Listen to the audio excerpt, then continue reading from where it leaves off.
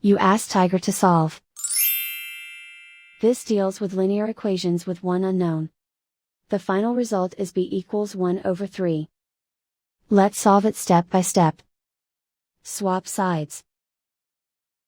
Group all constants on the right side of the equation. Subtract 8 over 3 from both sides. Group like terms. Combine the fractions. Combine the numerators. Reduce the zero numerator. Simplify the arithmetic. Convert the integer into a fraction. Combine the fractions. Combine the numerators. And so the final result is b equals 1 over 3.